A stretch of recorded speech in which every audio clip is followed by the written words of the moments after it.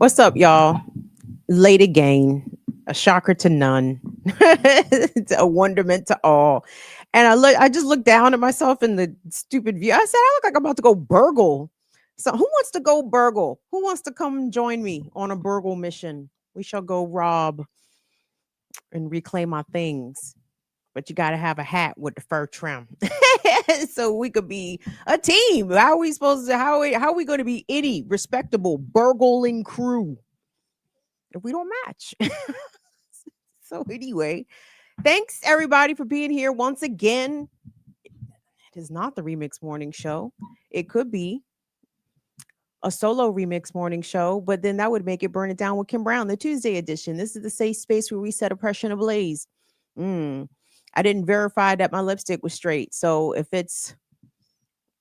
I got Pennywise action going on, kiss me, fat boy. Oh, you got to be a OJ to remember that line. Tim Curry. Sheesh. Sheesh. Sheesh. See, the original it that they showed on television that scared the dog shit out of Generation X children well into adulthood. Tim Curry, that's right? He was the original Pennywise, right? Oh, it was scary. It was scary. The new youngin is pretty scary too, but see, he had the benefit of CGI. Wasn't none of that shit popping in the goddamn ABC miniseries version of Stephen King's It. That shit was 80s low tech and scary as hell. I still like to go back and catch that on occasion because who else we got in there? What's the black? Oh my gosh. I was got to call the band Tim Benson. Tim Reed. Okay, there we go. And why I know he not Benson. That's the god, Robert Guillaume. But no, Tim Reed is in the original It. Of course, the late great John Ritter, the nugger. I miss John Ritter. I miss John Ritter. I miss Robin Williams. There were some phenomenal whites that were taken too soon. Too soon. But no, Tim Curry is the original Pennywise on It. Scared the shit out of you. Kiss me, fat boy. Yeah. It's scary as hell. Anyway, speaking of scary as hell, so we're going to get the show started here, rolling with some stories coming up here momentarily. Brother Latif, the button pusher, is running a little behind. So I said, no worries. I said, let me come on and get on here. Because my mama was like, well, since you're starting the show late, you better start on time. You should start on time because you be losing people. And I'm like, I don't know. Do I look? Maybe we do lose people. I don't know. I hope whoever we lose returns when they get the notification. Hopefully you're getting the notification that we are live over here on BIDWKB. So please set your notifications, set your bells.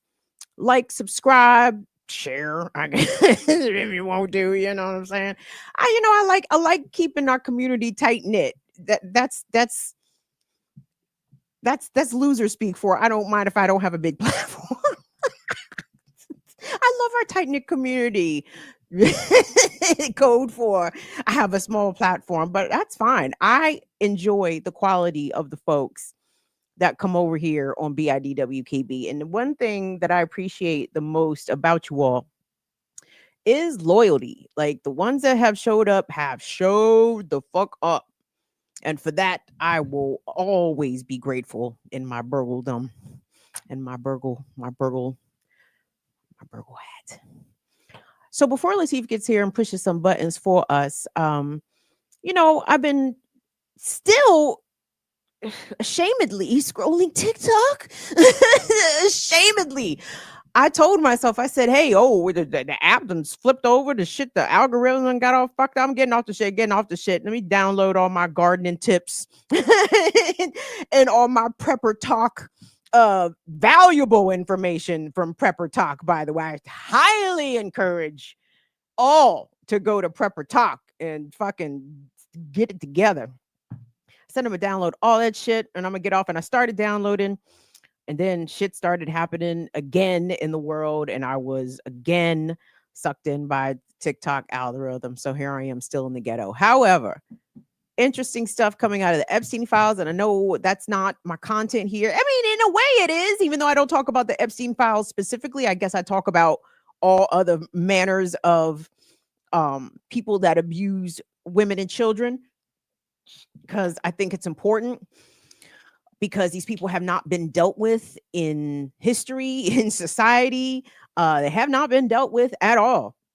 And the Epstein files is a seeing that at a higher level, because trust and believe, the trafficking of women and girls happens amongst people of lower socioeconomic statuses also, but the rich do it on the level of depravity that are coming out of this latest release of the Epstein files. It's just I would say an incredible contradiction, but that is such a moot point by now, because the fact that we've seen a whole private army funded to the tune of billions of dollars to come and chase people down who are going to work, who are taking their children to school, who have cases for asylum or legal migration pending, even if they don't, okay? Like the amount of resources we've seen put into racial ethnic cleansing of the United States for people who by and large do not have criminal records, versus the known identities that the federal government, the Department of Justice, the FBI, they're all sitting on.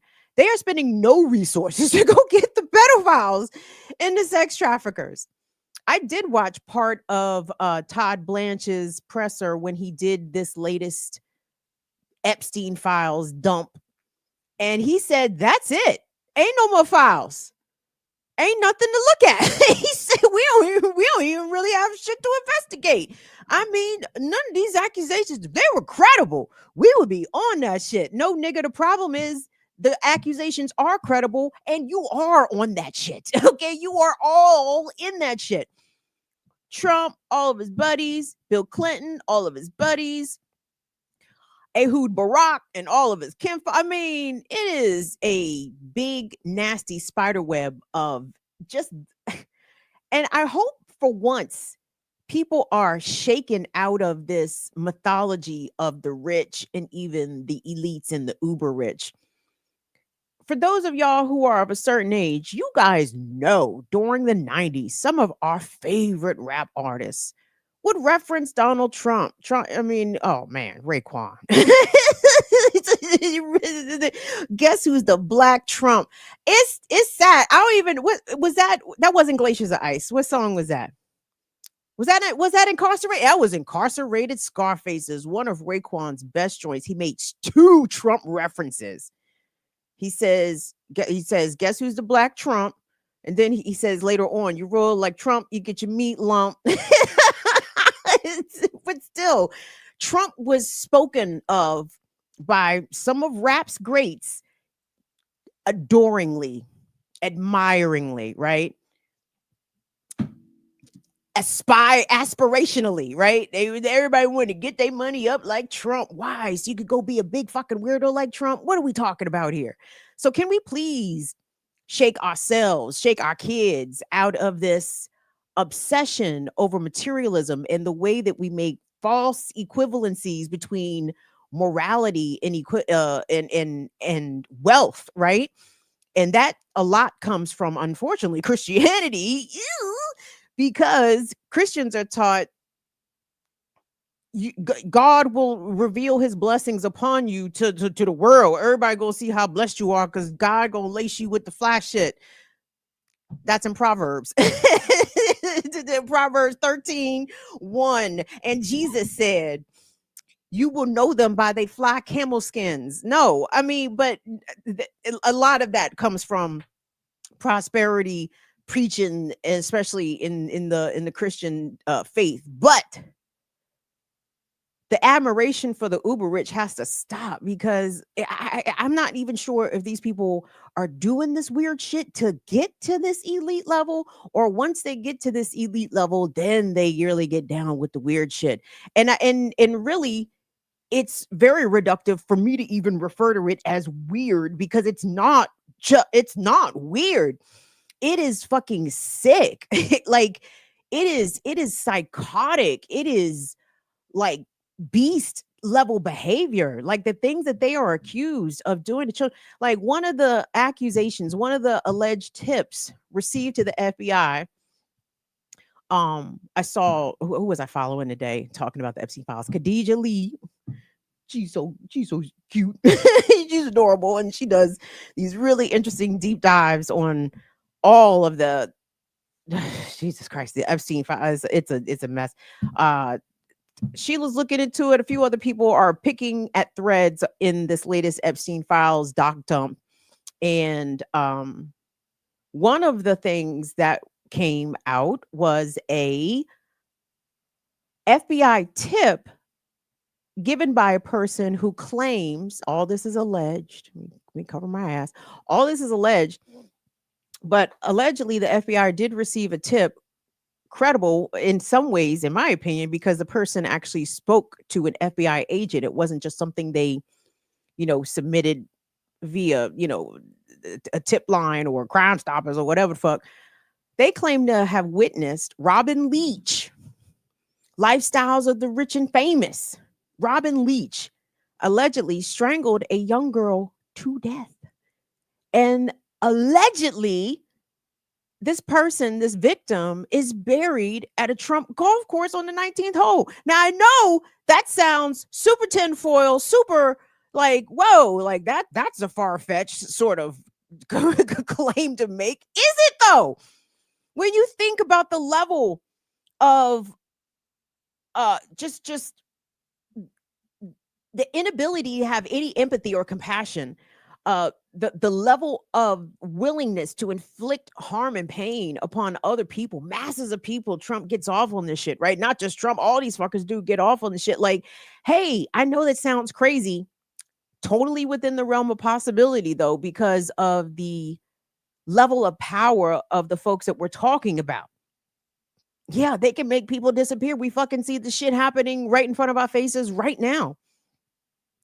And the fact that a lot of these victims were trafficked at such young ages, perhaps, a lot of some of the stories of some of the women coming out who were abused by Epstein indicate that unstable homes, financially insecure, promised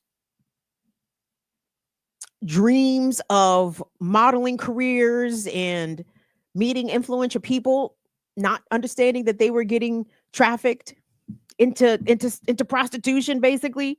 Crazy. But it's just amazing that the poor folks who are trying to go to work, trying to take their kids to school, trying to pay their bills, trying to do the things, are the ones that these mass jackbooted thugs are running down, chasing down, and not the ones that are actually committing harm to the vulnerable. These people get to do the jig all the way down Pennsylvania Avenue, Wall Street, up in Beverly Hills.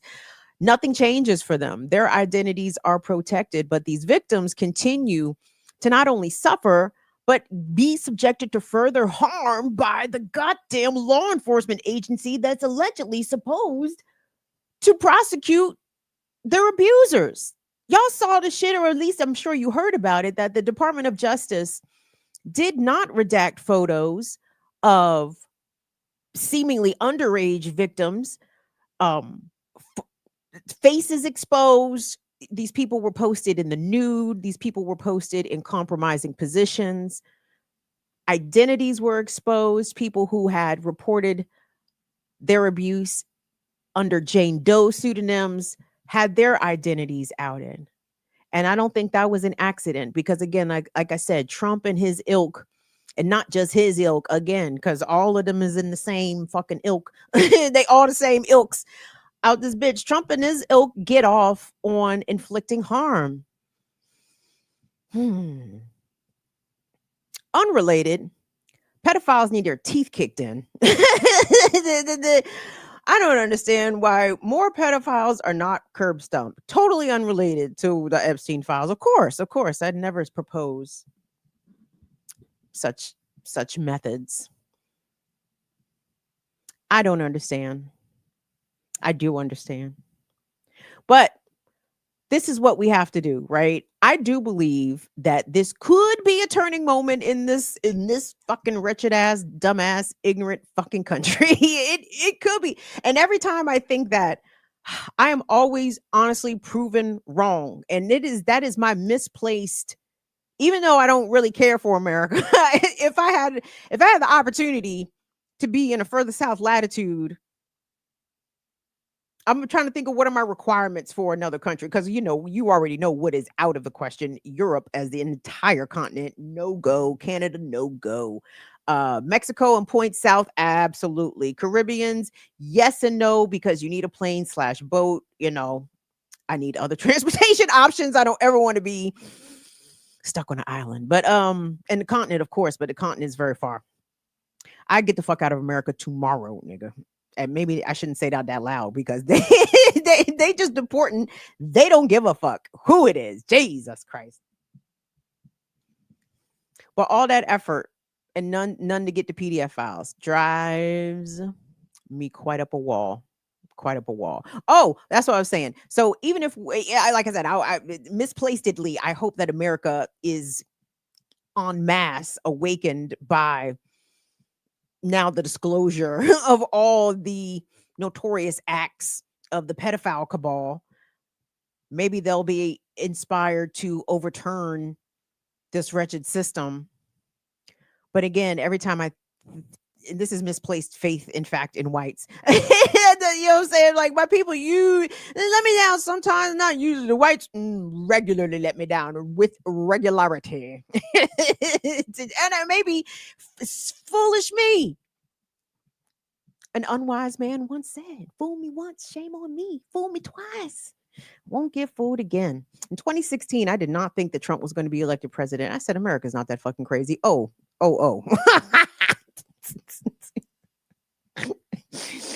America said, bitch, you have not been paying attention. I said, must not. Jesus, let me get my shit together. Will America finally gain itself? Peace fire fam. What's going on? Bar? Hey, Just a heads up. I made it. I'm backstage. Okay, wonderful. I appreciate it. And we're going to get into my stories here in a second, because the Democrats are not going to win it for us, everybody. Even if they win midterms or win the election, whatever the fuck, if there is a fucking election, don't expect them niggas to do a goddamn thing beyond exactly what the fuck they're doing right now. And that's pushing the papers from one side of the desk to the other. And that's unfortunate. However, on this program, back to the PDF files for a second. This is why I bring stories of regular fucking people who are committing harm to kids, because number one, we can touch them. Okay, like, you may not be able to get to the pedophile cabal on high, but your local everyday pedophile in your fucking zip code, your local pedophile locked up, maybe with your cousin, like, we can, them niggas can be identified and touched, and they ought to be. How do I organize such a thing? See, this is, I guess, where I fall down, because I've never been in an organization. I don't know how the shit work. Like, and I don't want niggas reaching out to me talking about, can I go fuck somebody up? Nigga, you could be the police. I will come to you. You do not come to me. We will figure this out. But we are going to need a coalition of the willing of all gender expressions, because my LGBTQ fam, not only are they impressive with hands, the strategy and intellect that I think queer people bring to the table. Woo, let's go. Let's get them all. So anywho, let's go ahead and get started here, bruv Latif, because where I wanted to begin was in seeing what the Democrats something is it still really nothing? And this is, we kind of touched on this a little bit on the Remix Morning Show, because I'm not happy. Now, I'm not a Democrat. Maybe I shouldn't give a shit, but I know that so many folks are Democrats, people who ought to be more so on our side, more to the left, right? People who could probably be pulled to the left. They just need to be freed.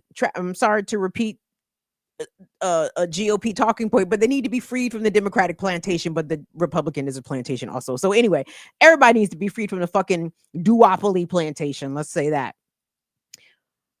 So when I see some Democrats electeds around the country actually put some pen to paper and try to take a stand on the indiscriminate ICE raids, the way that they are occupying and terrorizing neighborhoods by the thousands, the way that they are maiming and disabling protesters I mean, this is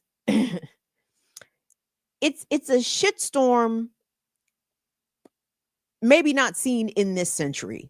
It has been seen in America in centuries past, right? Every fucking century. In fact, like every year of America's, every decade, every instance since America has been founded, it has done some version of this, from brutal Indian removal, which also not morphed, but one of its tentacles was the residential schools in which Native children were kidnapped, beaten, abused, sex trafficked, very much similar to the fucking Epstein files, to what African and Black children experienced during chattel slavery, and of course, what free Black people experienced. I just learned this today. Actually, I didn't realize there were two federal fugitive slave acts. I knew about the one in 1850. I didn't realize there was one in the late 1700s. Maybe it's 1789. I was like, oh, that's new information. So not once, but twice. And then ongoing after that, did the US government, the law enforcement arm apparatus, kidnap, traffic, do all the terrible things to Black people and Black children. So what we're seeing now, tragically, is not a new occurrence for America, but it's jarring for a lot of folks because it's traumatizing, right? Like, it's traumatizing no matter how many times you see the fucking trauma. It doesn't lessen the trauma. It doesn't take away the sting or the hurt or the pain. Like, when you see families getting ripped apart and you see people being brutalized, I understand it is not an historical anomaly in this country, but that shit is still fucking ugly. And it's probably doing something very bad to all of us, in addition to the genocide that we've been witnessing. Oh boy, we're gonna have wait till you see what mental health looks like in this country in about 5 to 10 years. Jesus. Well, the second civil war might be over by then, so we'll see. But anyway, what are your local friendly Democrats doing? Well, I'll let you guys be the judge of that. So if you had not heard already, the mayor of Chicago, himself a former organizer, Brandon Johnson, issued what he says is the first in the nation. I need to fact check that. I'm not exactly sure. But the first in the nation executive order, this coming from America's third largest city, mandating, question mark, providing the framework, question mark, for Chicago police to not only document ICE activities, but to identify ICE officers who are witnessed, I'm not sure by the public or by the police, I'm not clear on that, but who are doing illegal things, violating civil and constitutional rights of Chicagoans, etc. So we're going to pull up the Brandon Johnson clip here and let you hear what he said. And you guys tell me whether or not this is a something or is it a nothing. Let's take a listen.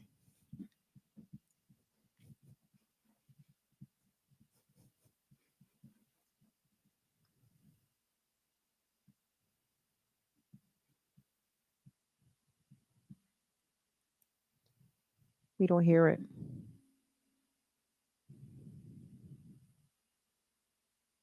If the federal government will not hold these rogue actors accountable, then Chicago will do everything in our power to bring these agents to justice. Yes. As part of this order, our police department will document ICE and Border Patrol activity and attempt to identify officers on the scene. This evidence will then be preserved and, at the direction of my office, will be referred to the state's attorney's office for potential prosecution. The Trump administration has made it clear that they do intend to return to our city in force in the coming spring. This order is a step towards making sure that Chicago is prepared. We will continue to learn from and work with other cities across the country as we all confront this moment. Yes. Finally, as Dr. King predicted more than 60 years ago, Chicago can serve as a model of nonviolent resistance that has the power to arouse the conscience of the nation. And so today, we see a full manifestation of the consciousness of our nation coming to life by way of the greatest city in the world, the city of Chicago.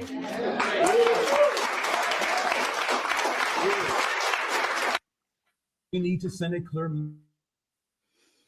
Chicago Mayor Brandon Johnson issuing his ICE out executive order, giving directives to the Chicago Police Department that they should at least be documenting and on some level investigating by trying to identify ICE officers.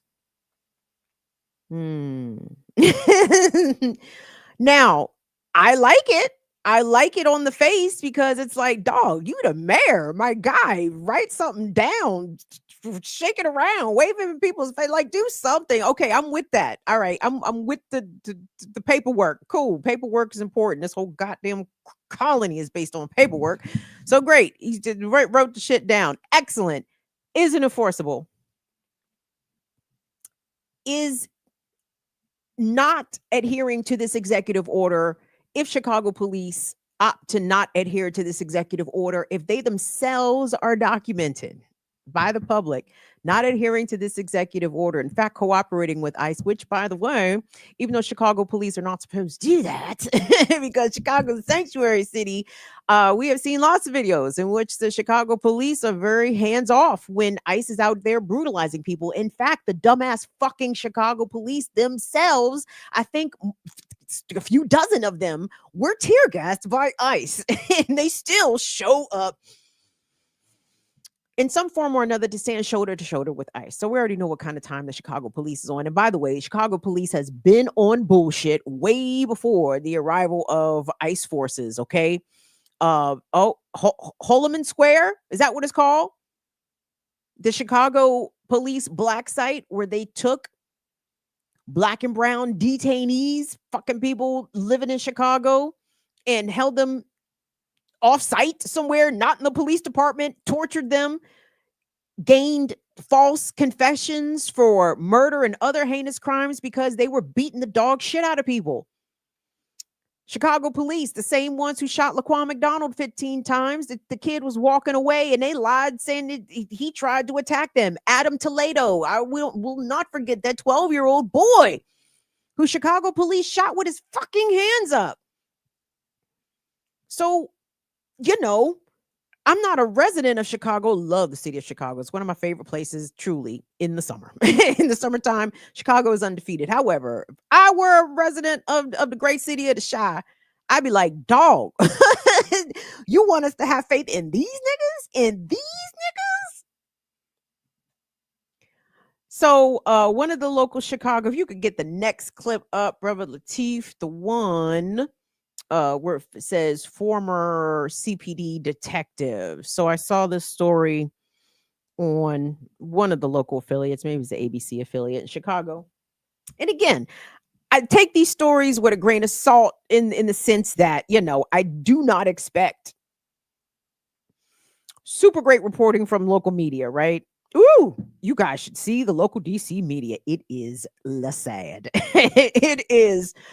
Oh, muy triste, muy triste. It's so sad. It's such a sad. Oh, it's so sad. Anyway, So anyway, they do a little better in Chicago. I will give them that. But at the same time, all of these entities are corporate owned. They are complicit in the propaganda in the police state. And, sometimes they ask questions, most times they don't. So anyway, I just wanted to say that because I know I play a lot of local media clips and I don't want y'all to think that that is exclusively how I get my news. No, we look at these media clips in a way, in part, as a critique and of how the media likes to frame things and the way they present information. But you are going to get the propaganda spin off the tizzy. But actually, I can't even, it is a propaganda spin, but it's also a question I fucking had.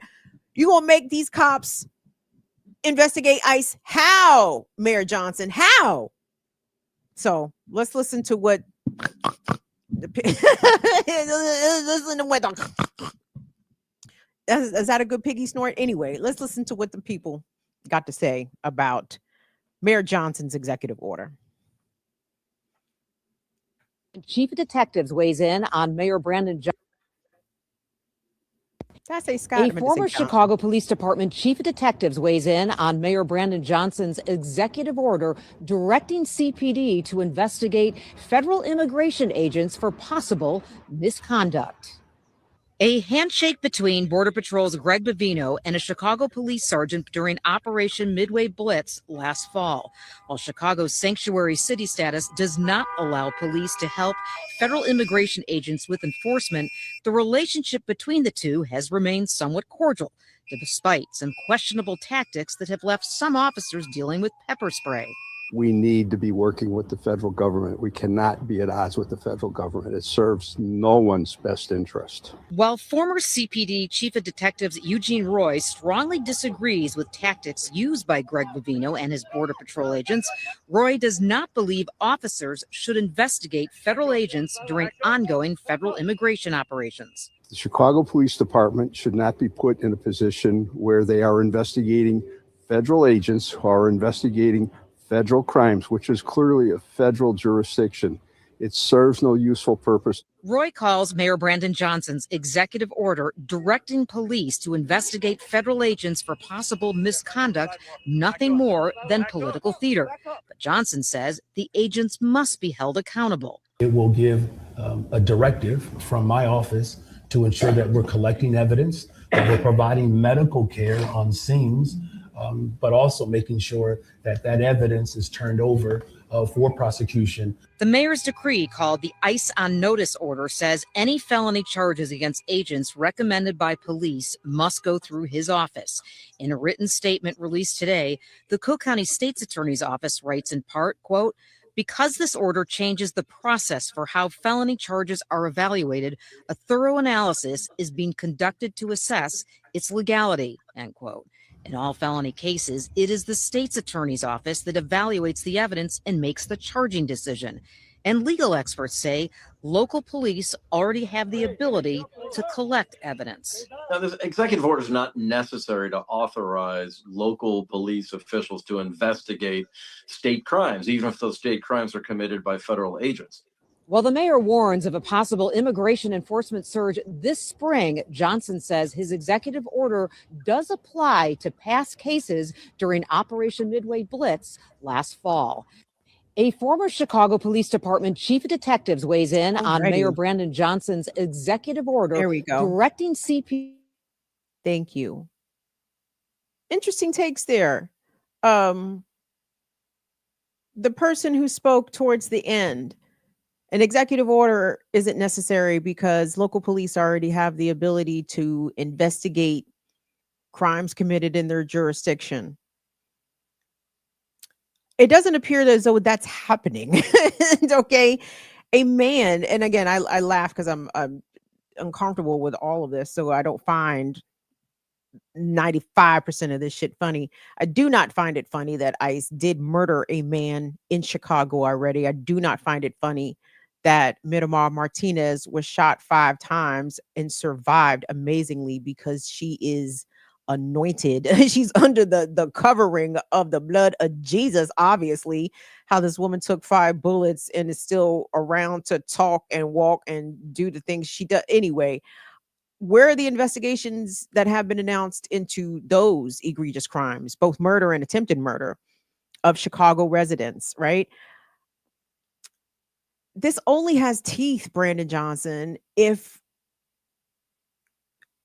your office is indeed, and not even his office, you heard the end part, right? The Cook, because Chicago is its own sovereign city, but it is located within Cook County, Illinois. And, I do not think that the Cook County state's attorney answers to the mayor of Chicago, if I'm not mistaken. So for the prosecutor's office to put out a statement, state's attorney's office to put out a statement saying they have to evaluate the legality of the process. Yeah, if someone challenges that shit may not stand up in court. What you mean the felony's got to go through the mayor's office first? Nigga, do y'all do the prosecutions? And listen, I'm here for subverting the system and getting fucking creative in order to get some goddamn results. We're seeing Trump do that shit at the highest levels. Trump does not give a fuck about law, order, protocol, none of that shit.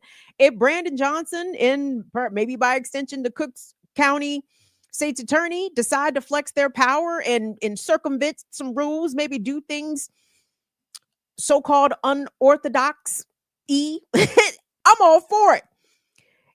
If they're able to gain results, if there are indeed prosecutions coming forth, right?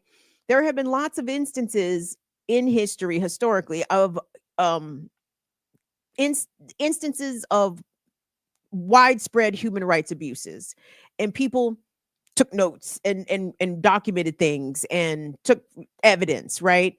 And things were presented to judicial bodies later. And sometimes some accountability was achieved, but not only is that not guaranteed right now, because who the fuck knows how far Trump is going to push his tyranny, seemingly to the max, right? Trump is not taking his goddamn foot off the fucking pedal. But I don't have faith nor confidence in Democrats. Let's assume that the Democratic electoral system does survive the midterms. We do have a new general election in 2028, and it is free and fair, right? Even if Democrats win the White House back, reclaim the majority in Congress, and let's say, for example, in Illinois, they still have a Democratic governor and there's still a Democratic mayor of Chicago and a Democratic Cook County state's attorney, are you niggas going to follow the fuck through? Or are you going to get on some fucking kumbaya bullshit? Well, the nation needs to heal. Moving forward with these prosecutions is very divisive, and some people aren't I can just hear the litany of fucking bullshit as to why the Democrats are not going to prosecute and hold accountable these goddamn Nazi fucking Proud Boys deputized as ICE agents, right? I can just hear it because you know why? Because I heard it the fuck before. Heard it from Obama. Obama kind of had us jaw-like thinking. Obama jaw-like had us thinking that some of them Bush niggas might get held up on some war crimes, right? Because them niggas, Bush, Cheney, Wolfowitz, Rumsfeld, all the motherfuckers, criminals, genociders. Obama kind of had us a little gas, like, hey, crimes were committed. Yes, nigga, crimes were committed. Okay, you gonna do something? And then he got into office and then backed all the way the fuck up. Nigga didn't even close Gitmo. Pussy ass. Can't stand that nigga. Oh, can't stand Barack Obama. I just hate it when a nigga successfully ran game on me. You just gotta acknowledge that shit. You just gotta be like, God damn. I think I did have some good game, didn't he? Yeah, I be feeling like that behind my 2008 30-year-old self, goofy as fuck. Out there knocking on doors for Barack Hussein. What in the hell? Oh, I wish I could go back in time and shake the shit out myself. Sorry. I'm sorry. That's my personal hang up. Anyway. So, all right. There we go. Chicago. We'll see what happens. Oh, by the way, and again, in Illinois, Pritzker and them did set up an Illinois Accountability Commission, some shit. I think they've only met once, and they've already taken some testimony from the public once. We'll see. We'll see. I want to move along here because this is actually a good clip to critique because this clip has gone viral. I think this clip actually comes from Al Jazeera. Alhamdulillah.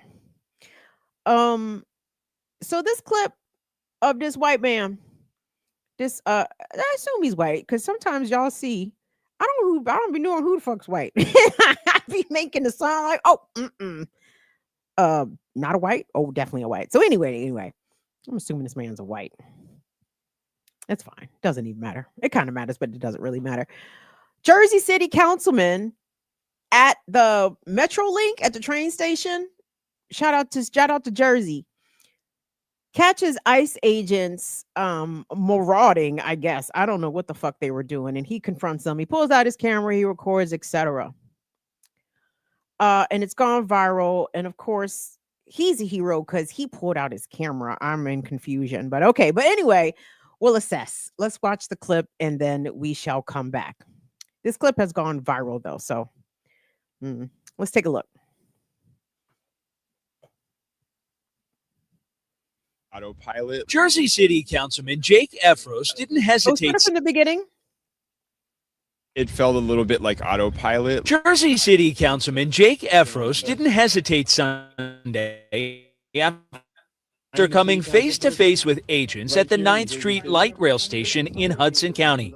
He pulled out his phone and began recording. We're ICE. Okay, clearly we're marked.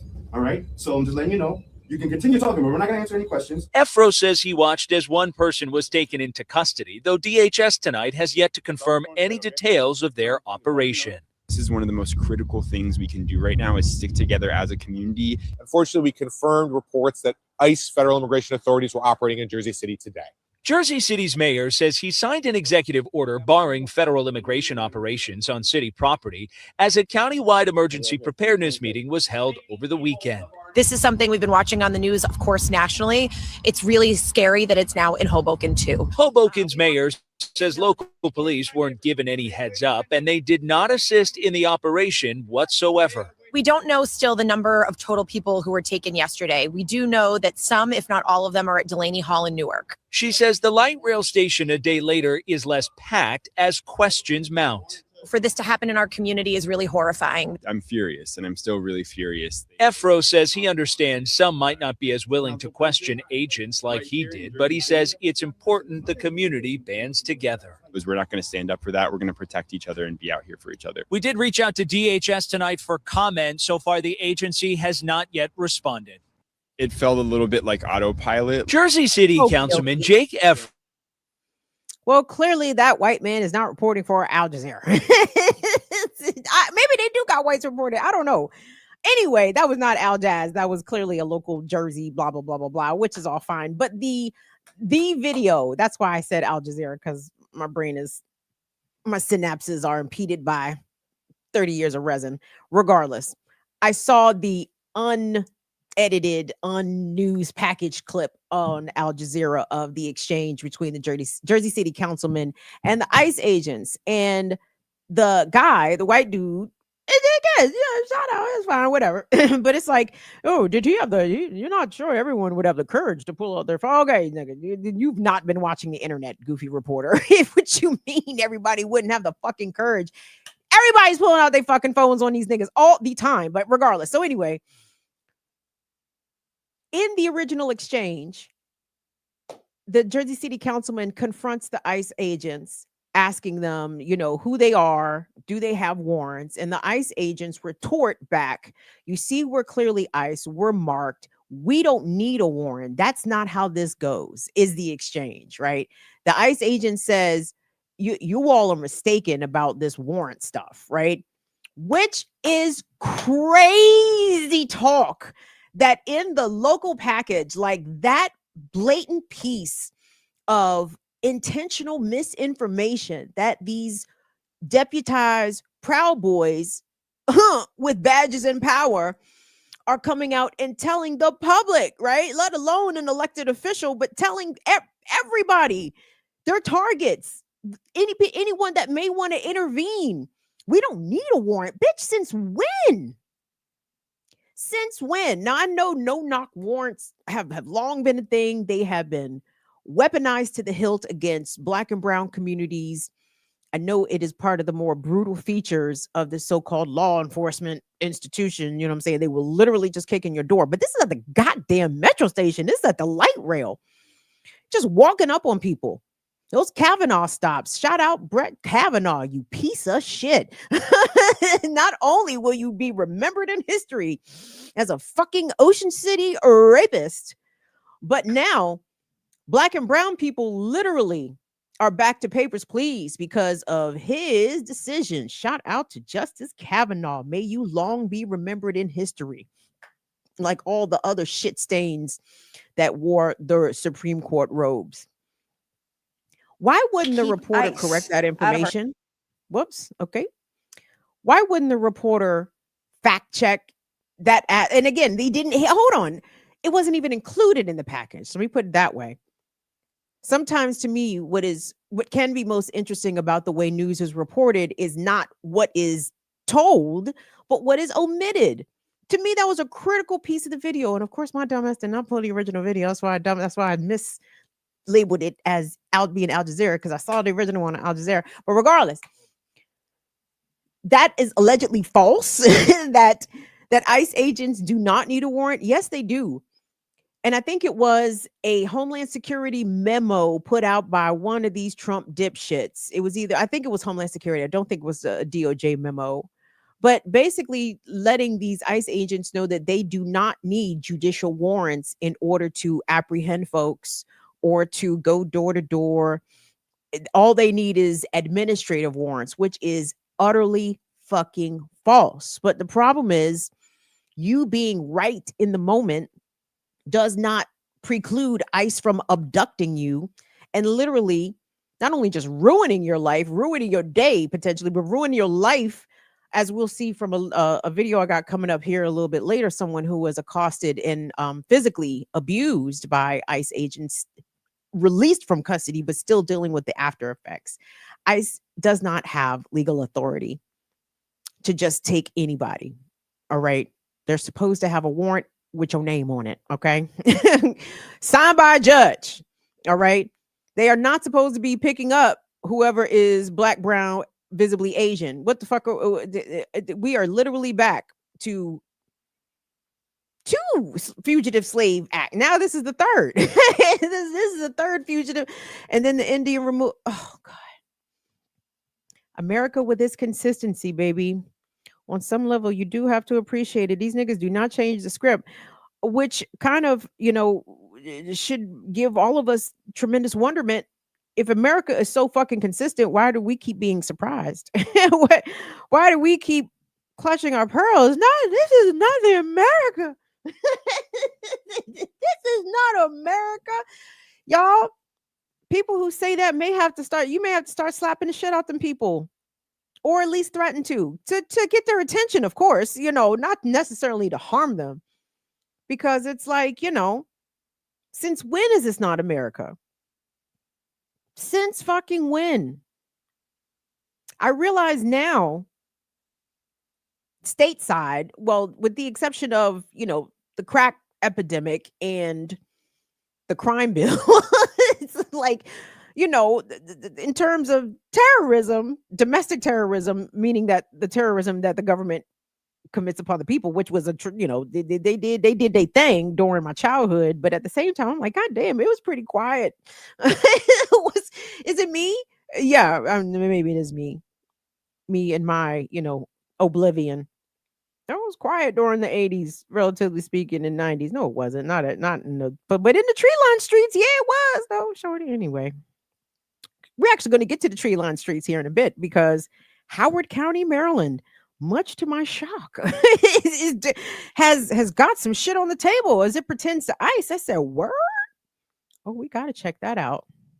All right. So actually, let's keep it up north for my up north crew. Let's go to Massachusetts. Maura Healey, the Massachusetts governor, former, what is she? What was she? The Commonwealth attorney? What they call it in Massachusetts? Yeah, Massachusetts is a Commonwealth. Maura Healey said she was going to put pen to paper write some shit down, tell ICE what the fuck they can do and what the fuck they can't do. And I said, okay, Mara Healy, I appreciate it. Now, Mara Healy is probably a little different than these other jokels. Because she used to be a prosecutor. She used to be the prosecutor for the state of Massachusetts. Commonwealth attorney. I don't fucking know. Attorney General. I don't fucking know. But I do know this. I did interview her. You could probably go to the Real News and search. I know I interviewed her at least once. I might have interviewed her twice. Nice lady. I have no complaints about Mara Healy. But then again, I don't live in Massachusetts. So I don't know what kind of shit she be on. She might be on some shit for all the fuck I know. Howsomever, she stood up at the podium. She put her pen to paper and she shook that shit in front of the camera. She said, read this, niggas. Well, she didn't say that. She better not have said that. That's not what she said, by the way. She did not say that, but she did say some things. And I'd like us to listen to Governor Healy. Because hold on. I want y'all to listen to Governor Healy. Just listen, and wonder if your Democratic governor would respond similarly. Because I've been wondering, is my Democratic governor going to respond similarly with the vim, as Kalechi Okafor would say, the vim of Governor Healy? So let's go ahead and take a look.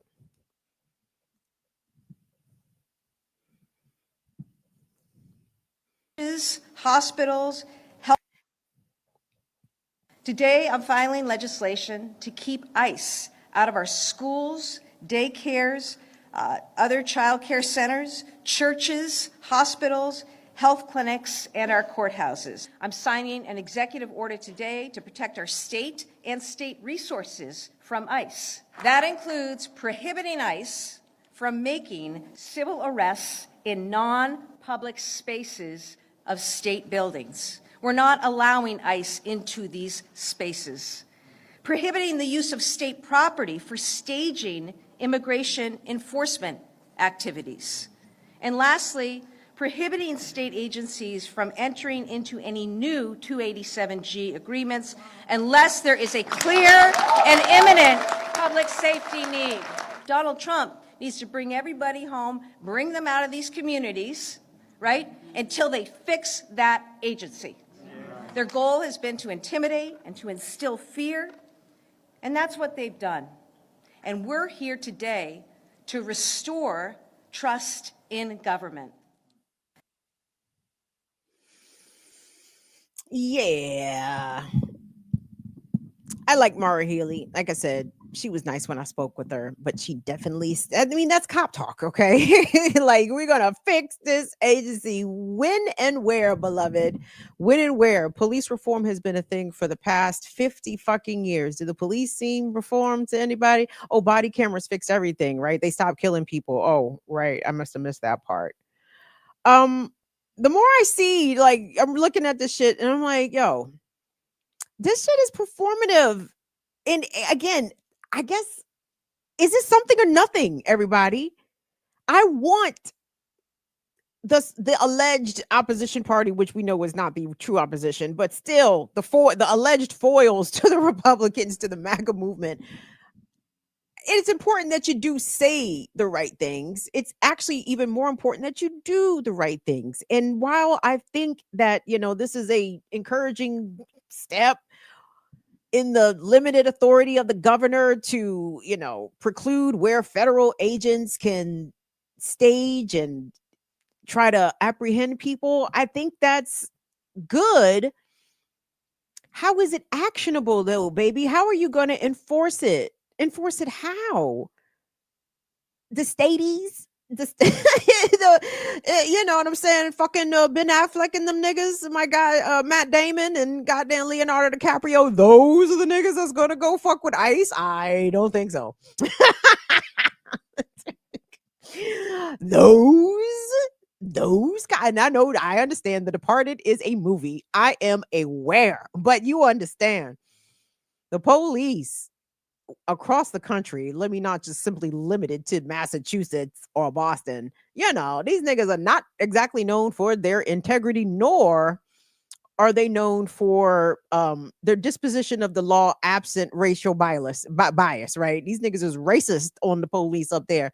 They probably up there helping ICE apprehend. Yeah, like the rest of these goddamn local police departments are serving as escorts around respective cities so that the ICE agents who are there from out of town do not live in these communities. The local police are the ones guiding them to the fucking immigrant neighborhoods and helping them steal people by providing cover. So while I hear Mara Healy, and I'm glad she said something as opposed to saying nothing, I don't know what her executive order or Mayor Brandon Johnson from Chicago, I don't know what teeth these orders have if your arm of law enforcement is not going to actually uphold it or enforce it. Similar to the Epstein files, right? Congress passed a whole law. Trump signed the shit into fucking law. Them niggas broke their own deadlines and have now cut off the continued release of information against the law. Why? Because there are no punitive measures written into that law. The fucking Epstein fucking whatever the fuck act they call the shit. What are the penalties for breaking the law? For breaking that law in particular? There are none. So Trump and him is like, well, fuck it. We obviously y'all can't do anything about it. And it's almost kind of like these executive orders. House okay. Of Howard County neighbors and okey-doke. rounds of applause as 2 emergency ICE bills in the county council advance for a vote for later this week. Chair Opal. We're still trying to work out the kinks. So speaking of, it sounds like it's time to go to that clip. So I want us to check out something that kind of surprised me coming from where I'm from. Now, I'm not from the tree line. There was trees on my street. The Jared, Reverend Dr. Ball, is from Columbia proper. You know what I'm saying? I am not from Columbia proper. Whew. Thank God. Anyway, let me not bomb on Columbia too hard. But anyway, Howard County presents itself as this racial utopia. I guess that maybe that's what the white people think. I think black people who either live and or grew up in Howard County probably ought to know different. But regardless, there is a black county executive. His name is Calvin Ball. No relation to Reverend Dr. Ball, much to my disappointment. I said, oh, Jared got pull out here. He got kinfolk running shit. Jared said no. The Howard County executive, Calvin Ball, is not related to our beloved Jared Ball. Regardless, truthfully, I was kind of half-ass expecting to see Jared in this fucking clip because this actually sounds like some shit Jared might have showed up for. So maybe next time y'all see Jared out here in these YouTube streets, you can ask him, nigga, was you at the meeting? Was you at the county council meeting? Because much to my shock, Howard County decided to take up 2 emergency anti-ICE measures. What?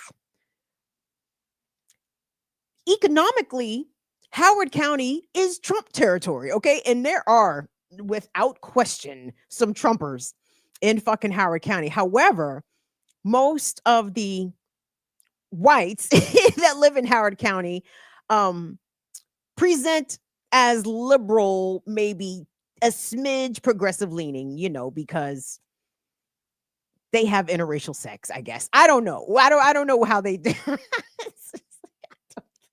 Columbia is known, Howard County, by the way, is known as being per capita having a high population of mixed race people, children, couples.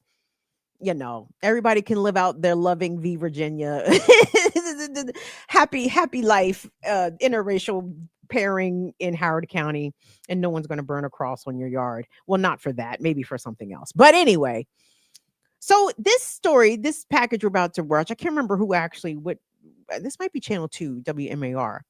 I need you to pay attention here because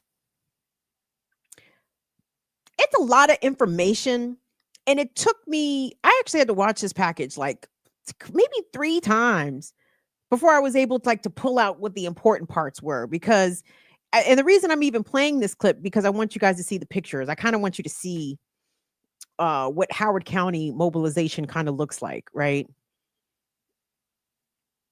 At the same time, you might miss the important parts, but what the Howard County Council did, they canceled an ICE building permit, which, even though it sounds kind of like a small or a mundane thing, I actually thought that was pretty good. Like, that's good. If we're going to do bureaucracy, if we're going to push the papers from one side of the desk to the fucking other, do that kind of shit. Do that white people shit, nigga. Cancel some fucking building permits. Change the goddamn zoning laws, nigga. Do what you do. Like, and that's what I'm talking about. Like, anyway, but so there's that. I want you to pull that out of this package. They just mention it kind of briefly. But also these two bills that are going before the council, not tonight, but this week, but they have been presented to the council for an emergency vote. Howard County said, we got to move on this, dog. I shocked, just stunned, totally shocked. I said, wow. What if Calvin Ball been watching Black Liberation Media? Anyway, who knows? But let's go ahead and run that clip, Brother Lateef. Thank you. House of Howard County neighbors and rounds of applause as two emergency. Oh, run it back. There we go. A packed house of Howard County neighbors and rounds of applause as two emergency ICE bills in the county council advance for a vote for later this week. Chair Opal Jones already saying one is likely to pass. Limits on ICE activity in Howard County are up for a vote in the county council. The council formally introducing the legislations Monday night. The emergency ICE bill sparking a rally before the meeting. One of the demonstrators, Christine Carey, says immigrants are part of what makes the county special. Because Columbia was supposed to be this area where different backgrounds, different religions, different socioeconomic statuses, we all sit side by side, we all live side by side. And the idea that these people are going to come in and tear my neighbors away? No. One bill submitted by County Executive Calvin Ball would prevent privately owned detention centers. This after a privately owned building in Elk Ridge neared completion of its renovation as a detention facility. The county revoking the building's permit Monday. The other bill introduced by Councilwoman Liz Walsh would render any county contracts with ICE null and void. Every chair in the room was filled as Chair Opal Jones spoke candidly on the future of Ball's proposed legislation. That since there are 4 co-sponsors on the bill, it is about 99.999% likely to pass. For Viviana Lozano with CASA, it was music to her ears. It makes you feel like we are welcome here. That's something she says is needed after living in fear with ICE in Maryland. It's very afraid. It's very scared time to people like me with my skin color, my accents, with my names, be able to be anywhere and not just in all Maryland. Jones says all they can hope for is for people to be safe and vigilant when it comes to interactions with ICE. Hopefully we won't get to a place where they're hanging out and being in places where they think that people may be. That could be a problem, as we've seen in other cities and other states. He tells me if events start to escalate, we may see more legislation regarding ICE. There will be public comment on the bills on Wednesday. They will vote on the legislation on Thursday. Thoughts? Question mark? Something or nothing, Fire Fam. Even though it was not as grandiose and not as declaratory, I declared ICE is prohibited and blah, blah, blah. It wasn't that. It was the paperwork, baby. Look at the bureaucracy just kicking on in. Canceled the permit. I said, okay, Howard County, Maryland. I'm impressed, aside from the quality of life and quality of the public school system, I don't be impressed with Howard County. No, I'm very appreciative. My mother raised me out there. I'm probably a better person for it. But there's a lot of, me personally, I have a lot of class resentment to people that live in Howard County, especially, because these niggas be faking a lot like progressives and then they be moving a lot like conservatives. However, and let me say this also, because I grew up out there, sometimes I do feel guilty when I come up here and just bomb on white people and call them all kinds of crackers and crackazoids and all the names I have for the Caucasians. I'm very specifically referring to the racist whites. And I say that because, guys, I know a lot of good fucking white people. I know a lot of good white people. I can't even act like I don't. I do. Grew up with some, invited into their homes, like I been stood up for by some, you understand, even though I've been called a nigga. Again, it is the contradiction of being black in this country, because you can't, even though the crackers would love like to take some of the things I say out of context and talk about I hate white people. I don't. I hate racist white people. I hate fucking white people who believe that they are superior to everybody. I can't stand white nationalists. I hate that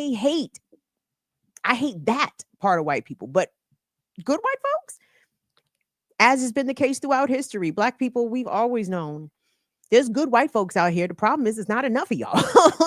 The problem is y'all not deep enough. And sometimes the problem with good white folks is that they are very reluctant to call out and confront crackers because it's easier that way. And I understand people want to keep the peace, but crackers need to get,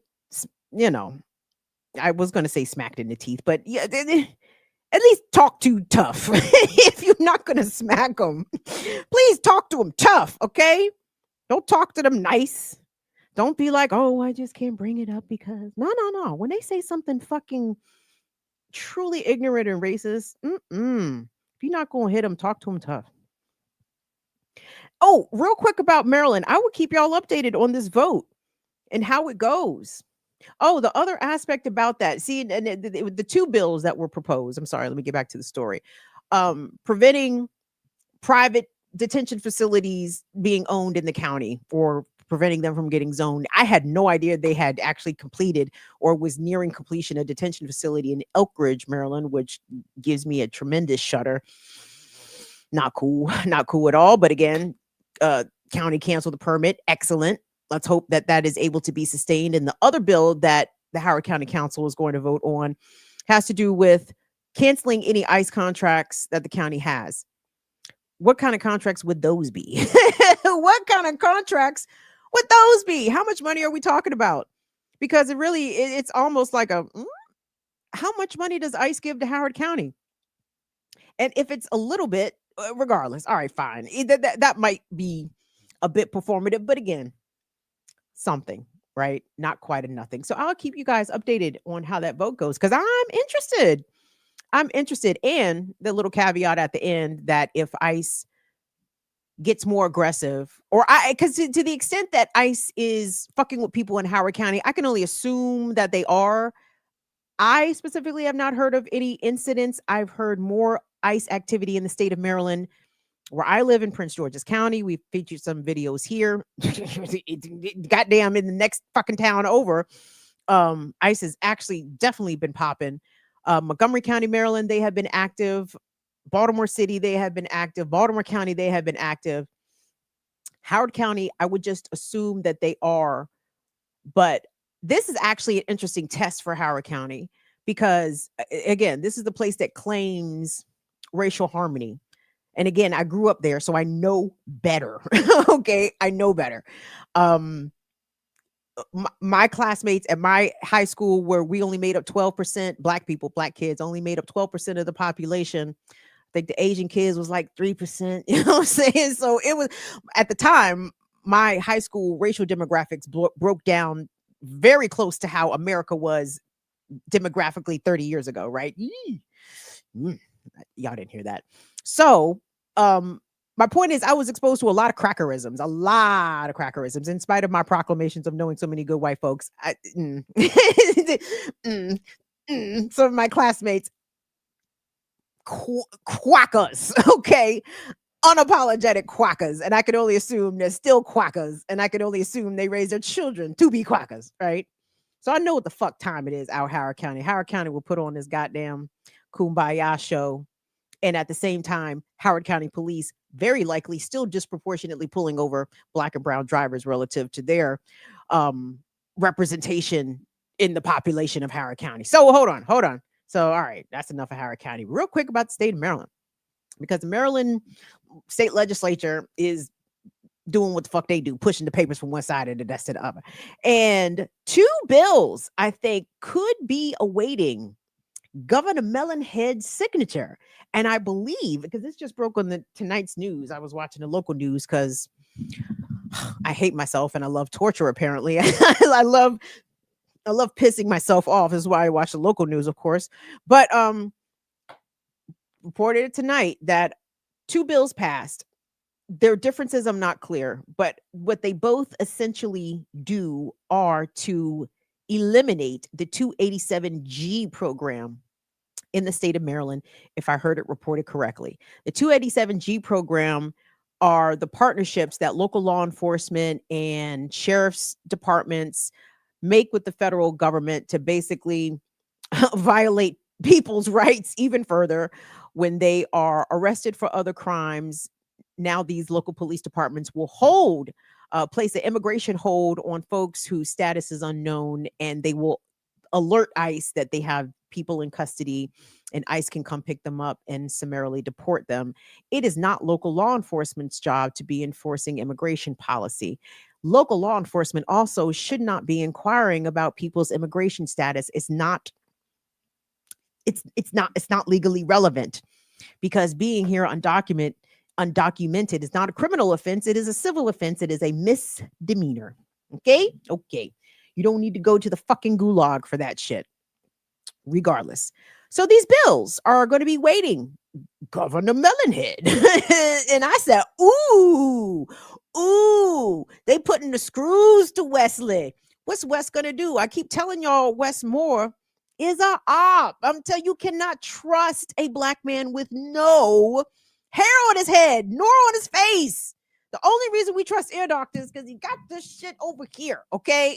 As soon as ear doctors shave this shit, untrustworthy immediately, okay? We don't trust black men with no fucking hair on their face. Don't you dare ever. Anyway, y'all know I think Wes is a op, right? I mean, come on. Afghan vet, Army Ranger. Did nobody who played Pop Warner football with him speak at his inauguration? It was all his Army buddy veterans and Oprah and shit. It's like, nigga, who knows you in Maryland? Who the fuck grew up with you? Nobody, which is wild. Anyway, that's neither here nor there. You guys know how I feel about Westmore. What a plant. This motherfucker ain't never been president of the goddamn student council. Here he is. His first ever elected office is governor of Maryland. Okay, bitch, this ain't New Hampshire. This ain't goddamn Idaho. Maryland is important out here, okay? How in the fuck if he wasn't a goddamn plant? So obviously, clearly a plant. But anyway, again, Wes, like the state of Maryland, not as progressive as advertised. Is Wes Moore going to sign one of these bills to ban the 287G programs in the state of Maryland? I mean, former military, you might as well say cop, right? He's a cop. Wes came into office, by the way, Wes Moore, running for re-election here in the state of Maryland. I know these bougie niggas are absolutely going to make Wes Moore a fucking 2-term governor, because these niggas forgot Obama. Or maybe they remember Obama. They see Obama and Wes. Jesus Christ. Why, my people? Jesus. Anyway, so I think Wes is going to punt on both them bills. I need to look into these bills and see what their differences are specifically. I think he's going to punt because ultimately he's a tool of the system. He doesn't want to reduce the amount of police or the amount of police cooperation, even with the federal government. He's already on Donald Trump's shit list. He don't want to make the shit worse, I guess. I don't know. Maryland is suffering under the Trump administration with the loss of so many federal positions and government jobs. Like, you know, people who work them jobs live in Maryland. They live in Maryland. They go into the city. and go keep the government open. And Trump then eliminated that. So as a result, Marylanders are kind of struggling during this time. So anyway, and people are not keen on the ICE situation here. In spite of the fact you don't really hear a lot, it's not super well reported about the level of ICE activity. You really have to dig on the internet. I do anyway. I don't encounter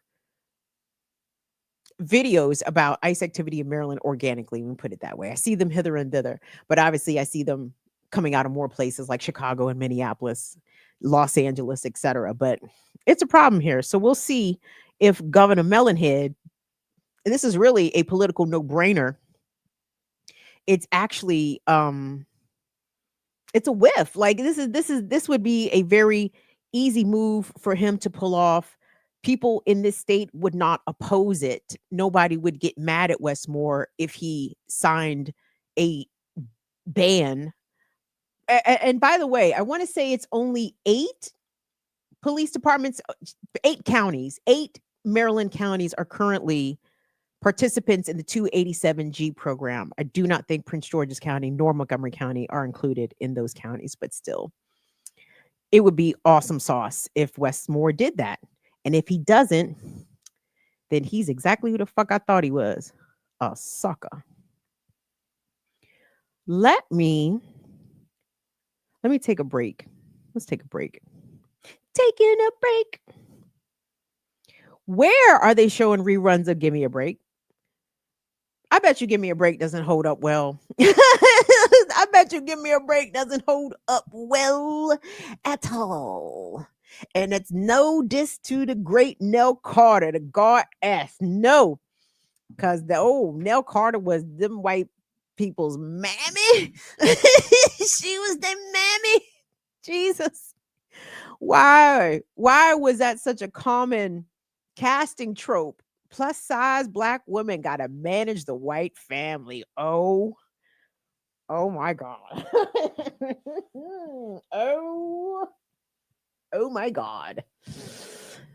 What was the messaging being sent to everybody? Yikes. That's what Benson was. Wasn't let me calm down. Anyway, I appreciate you guys being here.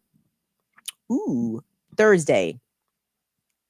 Come and hang out with me and the Ear Doctor on Black Liberation Media because, see, Ear Doctor doesn't think that Drew Hill got enough hits for a classical breakdown mini. The Ear Doctor is mistaken. And for all you Drew Hill doubters, I'm about to put all y'all to shame. To shame.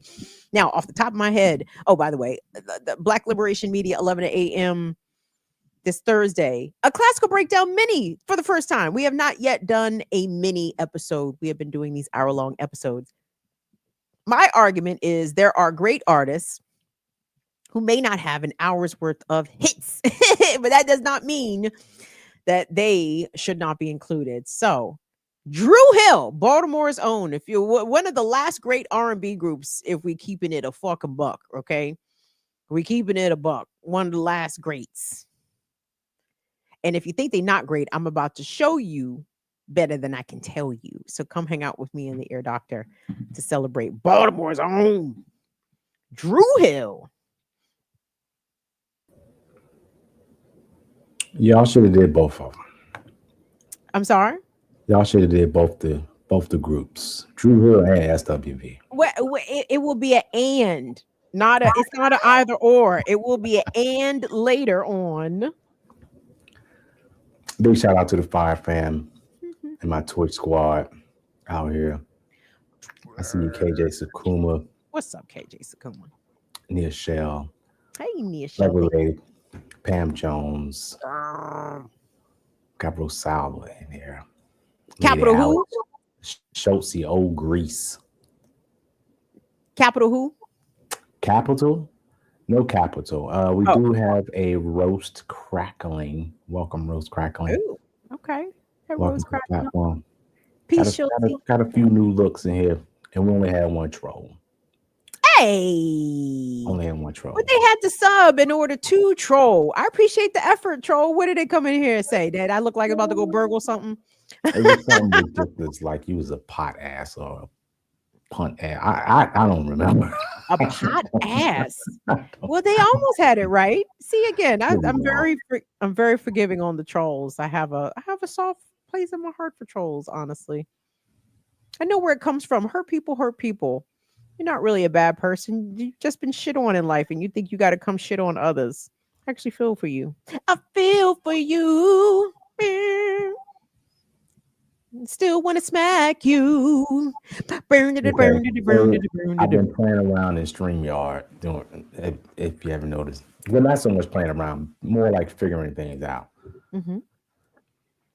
I've learned how to crop the videos down, but when I go to download them before the show, if I download them live, then they just automatically play instead of showing up backstage muted. They just automatically play. That's the part I haven't figured out. So the next video I'll download and then it'll play and then I'll re-queue it up.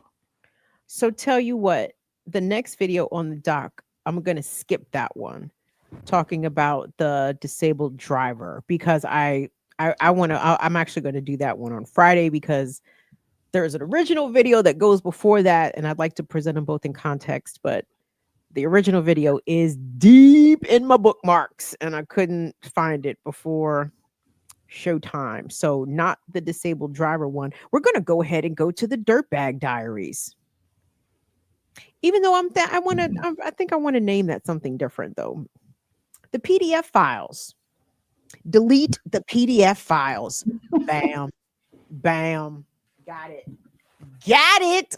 So go ahead, Brother Lateef. We can go ahead and queue up the first in the Dirtbag Diaries. I'm sorry. Delete the PDF files. Yes. Oh, do me a favor. So I went on YouTube trying to find, and I found the fucking video, but of course, everything is different and reconfigured on YouTube. My long and the short of it is I couldn't find the share button to save the fucking link. If you wouldn't mind, Brother Lateef, can you look up real quick on YouTube, East Baton Rouge Parish guidance counselor commits suicide? And there's a news story there, and I can't remember what the outlet was, but it's probably going to be one of the first things that pops up, maybe second video down, second or third. Because so while Brother Lateef is looking that up, I saw this video come across my timeline, and at first I wasn't sure of the context. I'm like, what is this person talking about? What is this guy talking about? So when I listened to it further and went and dug around, I figured out, oh, this is what happened. So here's what happened, what we're about to see. So this is delete the PDF files. And amazingly, guys, one of the alleged, we'll say alleged because we'll say alleged, one of the alleged PDF files actually deleted themselves, which is what we would really prefer happen across the board. Okay. For those that have such inclinations, for them to delete themselves before, especially harming a vulnerable person, especially a child.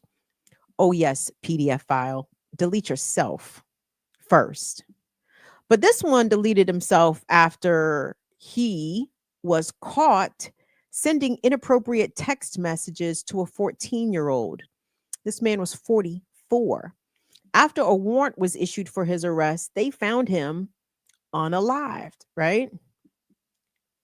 And while he was not accused of physical or sexual, like actual physical abuse of this 14-year-old, the messages that he allegedly sent her, which we will in the second clip hear from her brother, who details what this very grown man, the kind of things that he was saying to his 14-year-old sister. You will feel that family member's emotion and their outrage. But when I heard the outcome, I wasn't mad at bruv. I said, I think you did the right thing there. Because my guess is, while this is this person's first time being accused, maybe not accused. Let me say this. This is the first time maybe having a warrant out for his arrest. The first time that law enforcement, I'm assuming the first time, I'm actually not sure. I'm assuming because they were a guidance counselor that a thorough background check had been done on this person. Let's assume that. Let's assume that. But let's assume this is the first time law enforcement ever caught up with him for inappropriate contact or inappropriate communications with a teenager. My guess, at age 44, not the first time that he's either done this or worse. So anyway, Latif, did you find a news package? I did. I found WBRZ. I think that sounds like what I listened to earlier. So yeah, can we go ahead and run that, please? Set up like an adult. Thank you all for being here. It's Burn It Down with Kim Brown. Please like the video, subscribe, and share. And yeah, we'll check out this story.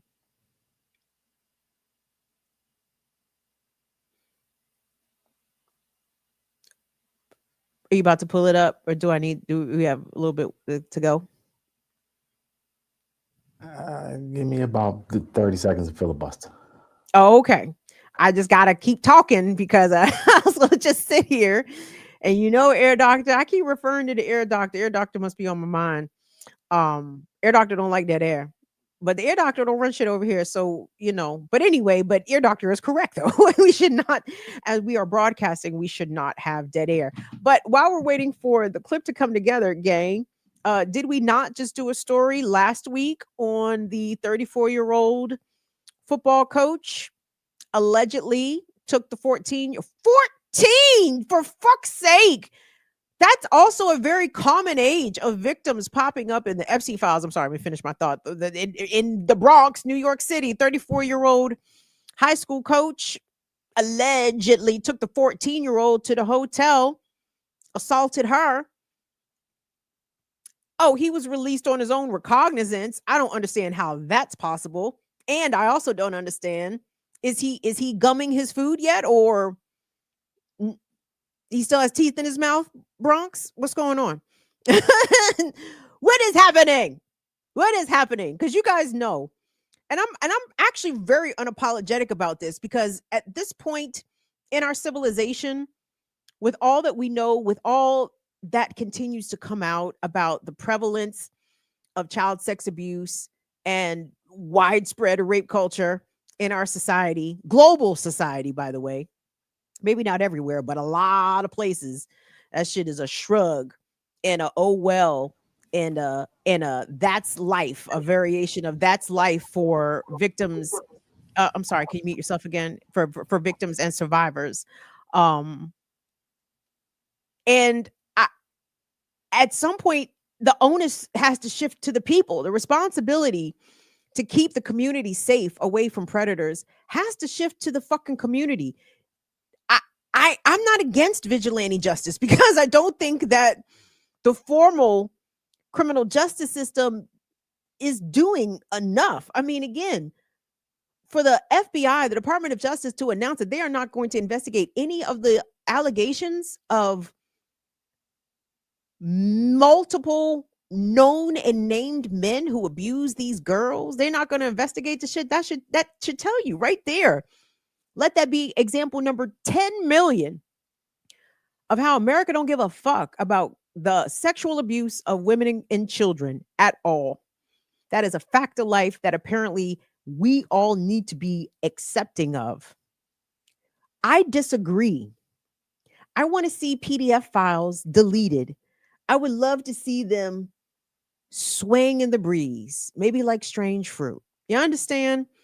Because what's the alternative? What's the alternative? You let these people run amok.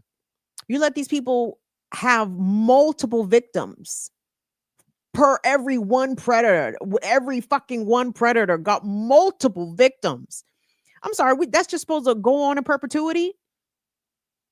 Some might say, well, you might not ever eliminate the threat of sexual predators. Very likely that is true. However, when they start getting their teeth kicked out, and it's known why they got their teeth kicked out, I bet you a lot of the motherfuckers straighten the fuck up. Okay? Like they'll just go on Gronk and make their CSAM via AI and hopefully won't touch any kids. But even that shit is egregious, harmful, disgusting, and reprehensible.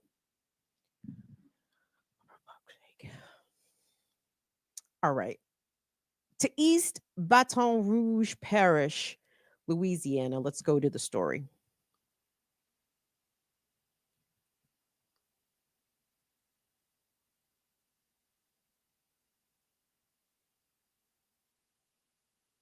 Do you have the story? Okay. In Baton Rouge. 2 weeks ago, the school system suspended Quentin Dixon over allegations he sent inappropriate messages to a minor. News's Haley Jefferson explains what we know about the investigation so far. Michael Sylvia, on January 15th, we reported that 44-year-old Quentin Dixon was placed on administrative leave by the East Baton Rouge school system. Today, he was found dead. Wednesday morning, Baton Rouge police found the body of Westdale counselor Quentin Dixon on the former Glen Oaks Middle School campus. Police have not confirmed where on the campus Dixon was found. The building is currently not being used by the East Baton Rouge School District. Dixon's body was found the same day. An arrest warrant was filed against him. According to the warrant, beginning in November of last year up until early this month, Dixon allegedly sent several messages to a 14-year-old through Instagram. The warrant goes on to claim that Dixon responded hard eyes to a picture posted by the victim, along with repeatedly offering to give the victim rides home after school. Court documents say Dixon faced 4 counts of indecent behavior with the juvenile. It's tragic all the way around. It's something that you can't really explain about. A spokesperson for the East Baton Rouge school system sent a statement to WBRZ in response to his death, saying, quote, "Today, the East Baton Rouge Parish School System was notified of the passing of an employee.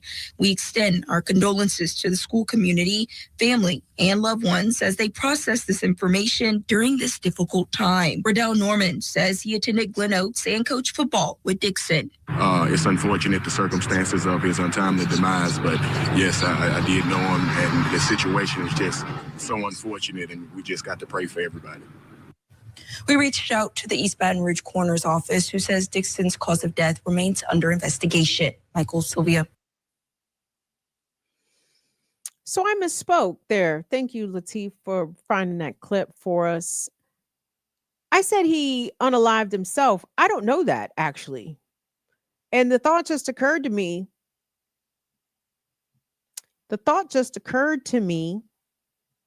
Maybe he didn't unalive himself. Maybe he did, though. Let's walk down both these roads at the same time. Let's take the first presented that he unalived himself. At age 44, most predators, that's not when they start their predation career. Okay. This man was a guidance counselor.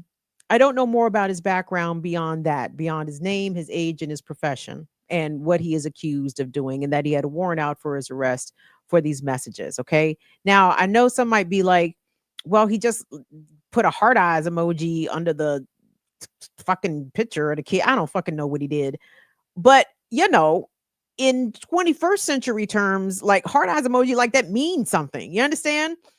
And I know I sound extremely ancient. I don't speak in hieroglyphics, beloved. I'm sorry. Like I'm not going to send you 5 fucking emojis in a row to express how I'm feeling. I use my words, kids. You understand? I was raised in the 80s. I know how to write in cursive and shit. You understand? I use my words. So anyway, I don't give a fuck how out of touch that makes me sound. But in touch enough to know that an adult maybe shouldn't be sending the heart eyes emoji to a 14-year-old, okay? Because it's flirty. It's it infers something, an interest, an inappropriate interest coming from a 44-year-old guidance counselor to a 14-year-old, and then him allegedly offering her multiple rides. Again, deeply, deeply inappropriate. But here's the thing. This is why I think that this man likely was credibly accused and probably did exactly what the little girl said that he did. Because if he was innocent, if he didn't send those messages, I'm sorry, fellas, if a 14-year-old girl came out and said you was sending them messages, and what would you be like? Oh, hell no. Oh, hell no. Hold on. Let me unlock my phone right now. I'm about to show everybody. Let's go. Let's go through the phone. You know what I'm saying? Anybody who was falsely accused of doing that, any innocent man, in my opinion, would proclaim it from the rafters. He would hold a press conference. He retained counsel and send his lawyer out there to vehemently deny those charges, right? If he was falsely accused, because I cannot see an innocent adult man not refuting those charges. I'm sorry. Being accused of sending inappropriate texts, in my opinion, not enough to eliminate yourself from the earth over, right? Especially if you didn't do it. That should be an easy fix, right?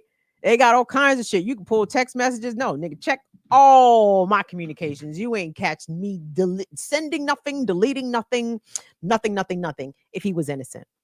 That's why I think he did it.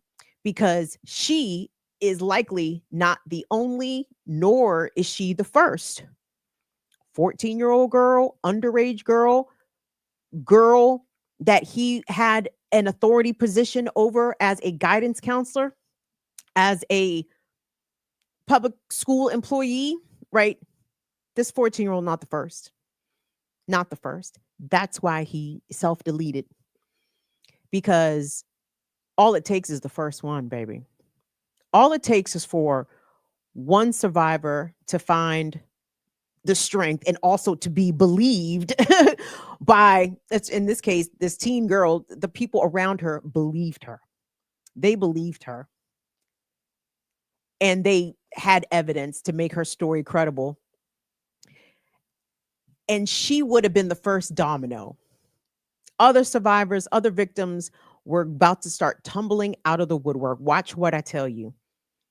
It's not going to shock me when I see the story. More victims have come forward after the death of an East Baton Rouge Parish guidance counselor who was accused of sending inappropriate messages to one teen. Now more victims are speaking out. I can hear it. I can hear it. Mark my words. So let me show you guys the video of the family member of this 14-year-old girl that I saw initially, because again, sometimes on your FYPs, on your For You pages, when you're just scrolling, you'll see videos that's kind of out of context. I'm like, I don't understand what this is about. So when I look further, I'm like, oh, this is what this is about. So I saw this response and I found it interesting. Let me put it that way. So let's go ahead and take a look at the brother. I want to say he gave this to TMZ, and I didn't see this watching TMZ live. And I was actually kind of shocked to see this posted on TMZ's account, because I noticed the video before I noticed who fucking posted it. So anyway, Brother Latif, when you are ready, let's go ahead and run that, please.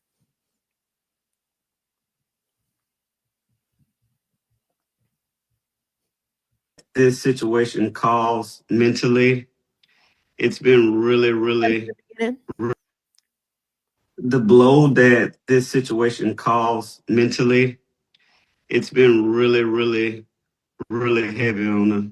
And it's an emotion, it's hard not to get emotional about it. Just looking at the aftermath, it's a lot for a 14-year-old to carry on their shoulders. And the facility that was supposed to protect my sister, they failed. They failed.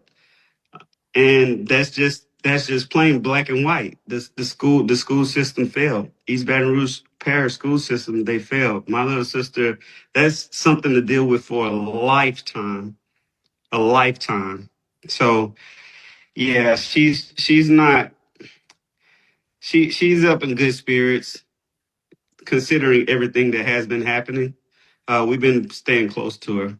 East Baton Rouge school system, they need to be held accountable, because like I said, a kid dealing with a pedophile that's supposed to protect them and protect them from things like this, on top of being a guidance counselor, does this to them. They have to deal with that aftermath. And then a week later, he commits suicide. That's unthinkable what a 14-year-old would be feeling. So yes, someone needs to be held accountable. That guy was just the mascot to the whole issue. There's a deeper problem here. Like I said, that was just one of many, and there has to be some type of system set in place to vet these guys, vet these teachers that's supposed to protect your kids. They're the parents when you're not around them. And like I said, no, I do not feel like justice was served. I do not feel like justice was served at all. Because my little sister, she has to deal with the aftermath of this. This guy, he's gone. She has to deal with the aftermath, and other little kids have to deal with the aftermath as well. And when I did see the messages, I was shocked. I know there are predators out there online because the internet is not a safe place, but I was shocked to know that it was a guidance counselor at her previous school, and he also was coaching at her current school. And I was just shocked to see that guy talking to her in those ways. It was super disturbing, super disturbing. I haven't been in contact with the teacher's family, but I don't know if they will see this. But if they do see this, my heart is with them. My heart is with them. No, nobody's angry at them. My heart is hurting for them. Actually, my heart is hurting for them, and I hope they're able to heal. I hope they're able to heal and find peace some way, somehow. To the little kids who's feeling alone, like they have nobody, I want them to know that I want them to be brave, be strong, be courageous, and speak out, even if they feel like they don't have anyone.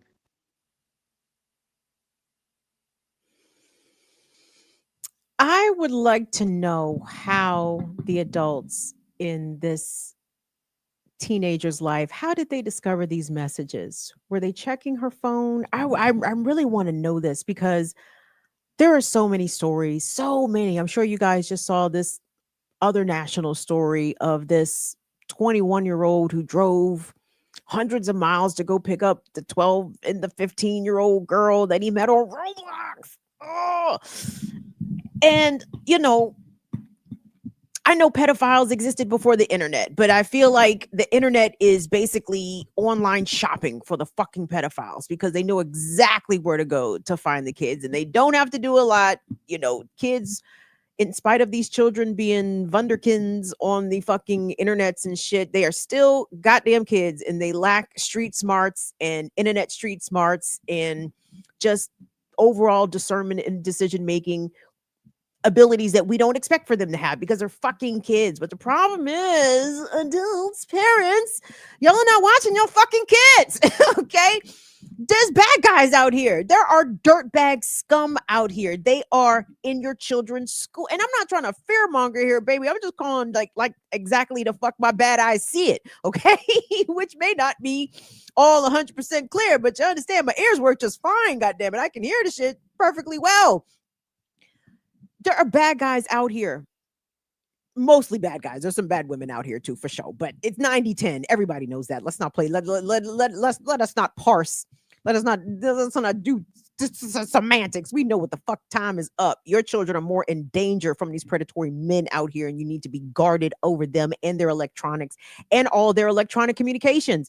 If your child has a cell phone or an internet connected tablet or something that they game on or whatever, that they can receive messages, and also the caveat is, and your child does not pay for Wi-Fi or bought said electrical device, ain't no privacy with phones when they are in the hands of your kids. Okay, everything your child has, says, and does on their device, you need to be able to look at.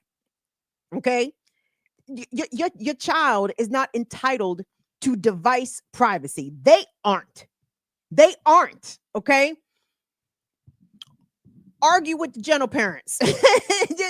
Your child is not entitled. I'm talking about your child. You understand? I'm not talking about your 19-year-old I'm talking about your 16-year-old, your 13-year-old, your 8-year-old. Like, you don't have phone privacy, beloved. You don't pay bills here. Okay, I can go on this fucking phone any goddamn time I want to. Okay, this is why I ain't nobody's mama. I'm already talking tough to children I don't have and that do not exist. But you understand, I'm not one of those people that fantasizes about beating children either. And if I was their mama, I'd whip their. No, come on, that's weirdo shit. Stop it. However, maybe I do fantasize about talking tough to the kid, but it's like, no, this ain't even your phone. This shit is in my name. What are you talking about?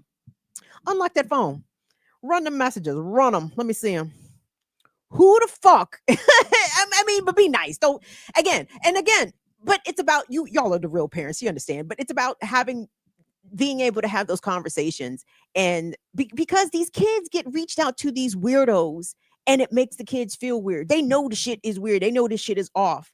And the problem is, a lot of parents are not talking to their kids about what online sexual predation looks like. A man might message a young girl and pose as being the same age as the girl, right? And then we'll start flirting with this 12-year-old girl who, regardless of her home situation, loves the attention from boys, right? I mean, just keep it a buck. Like, it's something that all children experience and go through. They go through puberty. They go through the liking of other person. In the online sphere, it's a lot easier to fake those identities and to forge a false, sense of trust and, bonding online, right? People get into these online friendships and relationships. I've been messaging with them for 2 whole years. Bitch, have you met them? Have you seen their face? What color are their eyes? I mean, in real life, like, please. Anyway, but you have to actively teach your kids the difference between online friends and real friends. And you don't know your online friends until you've seen them in real life. And so many people are out here posing in order to gain the trust of children, and they're doing it. They're being successful at it. Why? Because y'all not watching your fucking kids. And and it's unfortunate. Now, in this particular case, somebody was on it. Either the child felt comfortable to come forward and disclose how she was being groomed by this guidance counselor. If that was the case, kudos to her. That's big girl moves, young lady. I mean, that's a lot of strength, a lot of fortitude. I really have a lot of respect for this 14-year-old for speaking up. And even better if an adult in her life discovered the communications, because they were on it. They were paying attention. They were monitoring their electronic communications, etc. Either way, I'm glad this got exposed before this child was harmed further. She is traumatized. I believe her brother. She was groomed by a person who she looked to for authority, for literal guidance, right? A person who had power over her as an adult, and someone with a title at her school. How was she supposed to trust? Like, who? You guys understand that some of the trauma that women and girls experience, specifically at the hands of men, it doesn't leave them. I've heard stories from nursing homes about women residents of nursing homes who have explicitly in their care directions, they may have dementia or some other sort of cognitive issue, or no, but sometimes they have in their care directions no male nurses, because that sense of fear, it only takes one man to violate you in some way one time before most women and girls start to generalize men as a form of protection, right? Because if the man, your guidance counselor, let's give it stick with this same example. If a man who was tasked for your care, for your academic and emotional oversight and well-being, violated that relationship, violated that trust boundary, at her high school and she has more male teachers or male people at her church, or she's going to be looking at all dudes warily. And the problem is, as she gets older, I can't speak on percentages, guys, because I don't know what the percentage of men are dirtbags. I know it's not 0%, and I know it's not 10%. Okay. I really wish I knew what the actual percentages were. I won't say it's 90%. I don't think that. It's definitely not 0, and it's definitely higher than 10. So I don't know. It's between 10 and 90% of all fucking dirtbags. I know that's not scientific, regardless. But as a means of protection, right? I get accused of this, of generalizing, and I try to sometimes, not all men, but I don't even like saying that weak shit because that shit should be understood. Of course, not all men, but enough men that you got to change the way you move as a woman, as a girl, and you better adapt and implement those moving about how you have relationships. And I don't even mean romantic or sexual relationships, like literally, how do you deal with men going forward? Because you can't avoid them, unfortunately. They are everywhere. You have to deal with them at some point. But you got to learn as a female, you got to learn how to navigate that shit. And it unfortunately starts as early as 14. Because by age 14, women identifying folks, confirm or deny, by age 14, most 14-year-old girls have been creeped on by at least one adult male or have been assaulted in some way by their male classmates.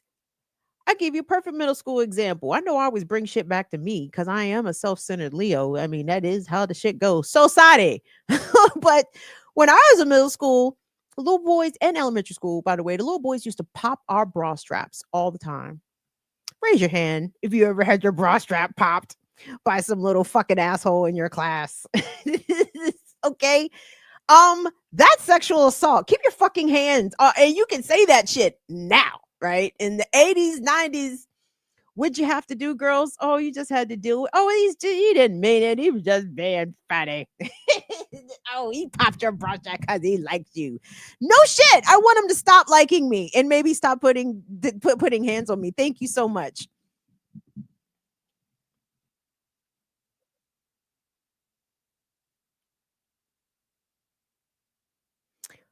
Talk to your kids, watch your kids, curb stomp predators. And Quentin, if you self-deleted, you did the right thing. Quentin, if you self-deleted, and to the brothers, the brother in the clip that we played, to his, oh my gosh, the magnanimous nature of Black folks. I appreciate him saying that he wasn't mad at the guidance counselor's family. Of course not. Family didn't do anything. It's not your fault that your relative was a dirtbag. However, family, if you knew he was a dirtbag, because a lot of these families be knowing that these motherfuckers is dirtbags, and they just be overlooking it, covering it up, making excuses. So yeah, our condolences to the family of the deceased if they didn't know. And shout out to that young lady and to her family for supporting her. I got one more dirtbag story. I'm sorry, PDF files. And this one, is this the right one? This one comes out of Philadelphia. Oh, I can't stay out of Philly. You know I love Philly. A Villanova football player, I believe he was a freshman, has been accused of rape. And I saw this story and I'm like, in 2026, with all the talk about consent and boundaries and all that, 19-year-olds perhaps are still not getting the message. They're still not getting instruction, in my opinion. But let's just watch the story and we'll come back and discuss.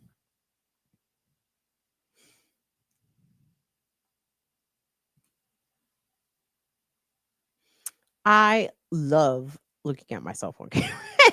And I am being very sarcastic. Again, who wants to come burgle shit with me? Where we going? Where we breaking into? Potomac's not that far from here. We're not burgling Potomac. But anyway, Villanova, Philadelphia, let's go. Assaulting a female student last. Right now, the campus of Villanova University on edge tonight after prosecutors charge one of its students with rape. Johnnie Cobbs is accused of sexually assaulting a female student last December. He's facing multiple felony charges. Our Jeff Skaversky is at Villanova with the details. Villanova football player Johnnie Cobbs was arrested and charged with rape after he allegedly forced a female student to have sex with him in his dorm room here on campus. Obviously, it's a sexual encounter and a violent sexual encounter that happened without consent. Villanova freshman football player Johnnie Cobbs is facing decades behind bars after he was arrested and charged with 7 counts of sexual assault, including rape. The Camden, New Jersey native is accused of attacking a female student on December 7th. There was an interview that took place with Mr. Cobbs. He acknowledges that there was an encounter. He's claiming that it was consensual. Obviously, we believe differently. According to the Delaware County District Attorney, the victim said she told Cobbs no before she was forcibly assaulted in his dorm. Investigators say Cobbs later sent messages to the student apologizing and asking to talk. We believe those texts are incriminating. They're included in the complaint for a reason. They helped us build the probable cause we have to make an arrest in this. Certainly, we believe that they indicate that Mr. Cobbs knew what he did. Villanova University says they removed Cobbs from campus after the victim reported the incident, and his bio has been removed from the Wildcats website. In a statement, Villanova University says in part, sexual violence of any kind is not tolerated on our campus, and we are committed to both supporting the victim and fostering a safe environment for all of our students. We are deeply troubled anytime we receive reports of such misconduct, as our priority is and always has been to ensure we have a safe community for our students, faculty, and staff. Students are shocked to hear the news tonight. It was really horrifying, and I just think that we should be more careful knowing who's walking around us on campus, because there could be so many more that weren't reported. It's definitely upsetting knowing that students like these walk or among the halls that we do, and you never really know what somebody has done or is going through. The DA wants this to be a warning to others. No means no, and stop means stop. This could have been very easily avoided. Fox 29 reached out to Cobbs' attorney requesting comment, but did not hear back. Cobbs is due back in court on February 12th. Jeff Skaversky, Fox 29 News. Right. So there's a couple things that I'm feeling here that I kind of, I'm giving myself the ick here, because on one hand, I believe women, period. I believe survivors, because historically and even present day, survivors are widely disbelieved, right? So I think it's perfectly okay to do a hard turn the opposite direction and believe every fucking body until their accusations are proven to be false or unfounded, right? That's just kind of like my baseline where I'm at. I believe survivors, but something about this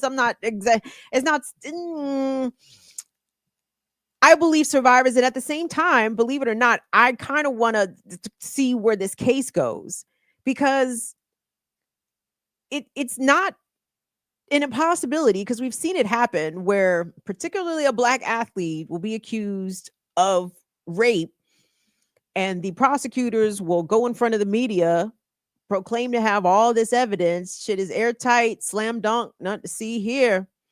And then all of a sudden the case fall apart for a variety of reasons, right? Sometimes false accusations do happen. I'm not saying that's the case here. I'm not exactly sure what's the case here. But when I saw the story, listening to what the cop said, or state's attorney, whoever the fuck, the prosecutor said that they had, I'm like, okay, I still haven't come to a conclusion. But one of my takeaways was, if this is true, if this happened the way that it's being presented, my concern is that at 19, where are we at? 2026, a 19-year-old was born in 2005. Okay, 2005, big time gen out, or 21st century baby out here, right? And for as long as the conversation has been going on, probably this young man's most of his conscious life, you know, middle, high school, and older, he's heard about, he lived through the Me Too movement, right? He saw all that shit play out online, and yet and still conversations and lessons about consent are not being passed along to our young men and boys. And as a result, they are causing harm to their age mates, to their classmates, to their peer group, right? They don't get to do that. And please, parents, have these conversations continually, okay? Because my concern is the patriarchy teaches men and boys that they are entitled to vagina. Okay. Once that penis gets erect, some men and boys think that that's it. It's hard now. Something has to happen, right?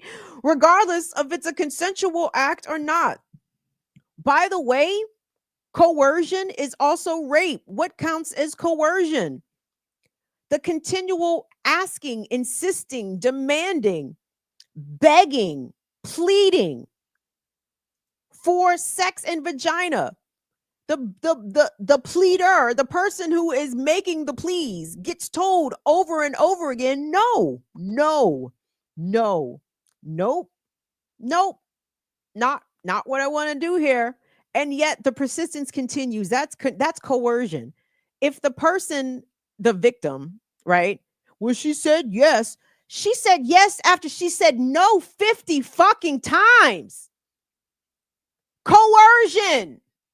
You wore her down. This lady did not want to have sex with you, but you wouldn't shut the fuck up about your fucking dick. Shut up. So our boys are not being taught that nobody owes them fucking pussy. And that's a problem, because I hope you're teaching your daughters ball punches. You're going to get your sons fucked up out here by somebody. You better have these conversations with them before somebody else does, because I hope these girls are being taught to fucking cause harm. And they're not. And I wish our girls need to be taught that. But you also very much need to teach boys and girls about what coercion is. Tell your daughters that they can get up and leave. Leave. You don't have to sit there and do that. But all of our gender dynamics, the way that they are taught and the way that we are socialized and conditioned, this shit is all fucked up. So on one hand, I want to see what comes out in terms of evidence, right? Something in me is just saying, don't throw that boy away altogether. And I know it is a bit of a betrayal even to myself. And I can't explain why I have this feeling. Because trust me, a lot of these stories that I bring you guys, I'm like, oh, fuck all these motherfuckers. They throw them into the pits of hell. Too sweet, like immediately. But I don't know. I want to see how this case plays out. But either way, the conversations around boundaries, around consent, around sex, I'm very disappointed. And I'm not saying, I don't even know how. I just assume that sexual assault remains rampant on college campuses because it usually has. And I have no reason to think otherwise, that somehow the shit might have slowed down or got better.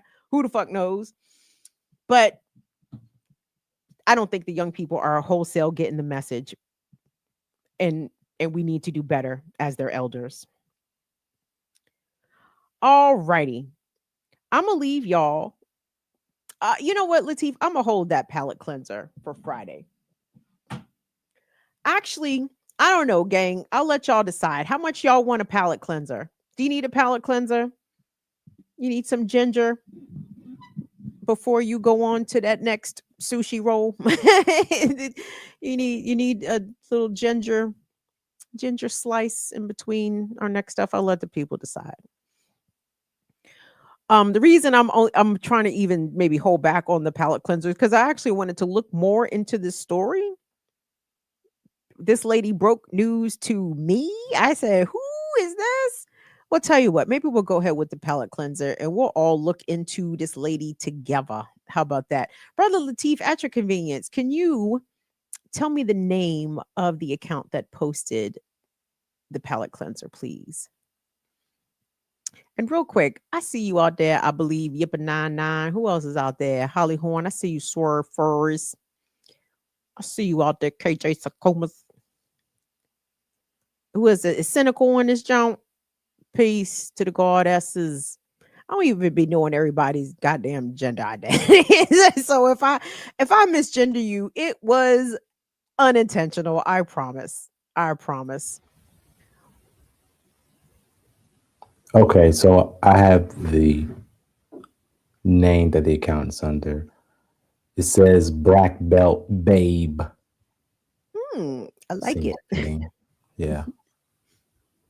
Wow. All right. So you want me to cue that up? Yes, please. Let me know when it's ready. Thank you. Well, Black Belt Babe has got a story for us, gang. And it's a story right here after my own heart. Now, it's Black History Month. I'm glad it's Black History Month. I don't have nothing against Black History Month. I don't see why Black history should be relegated Honor and celebrate the first woman in United. Whoa. I see you're working with some ass. Yeah, you stack. Yeah, make a whoa to spend his cash. Yeah, gotta back that ass up, Brother Lateef. Back it up. So you ready? It's queued up. Okay, looks ready.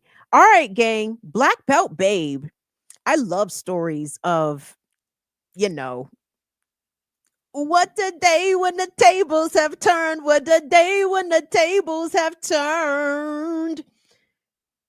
So anyway, go ahead and run it, Lateef.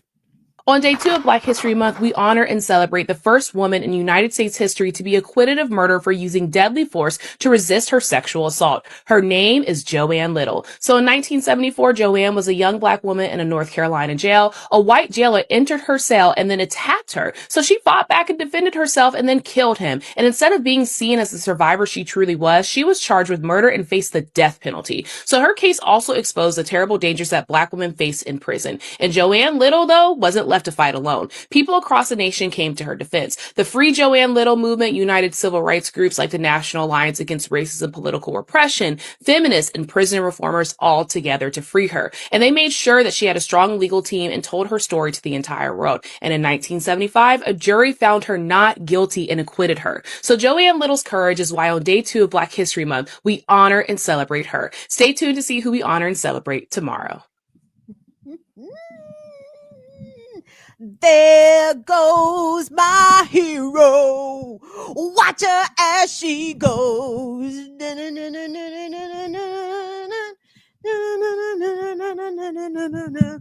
There goes my hero. What? She's ordinary.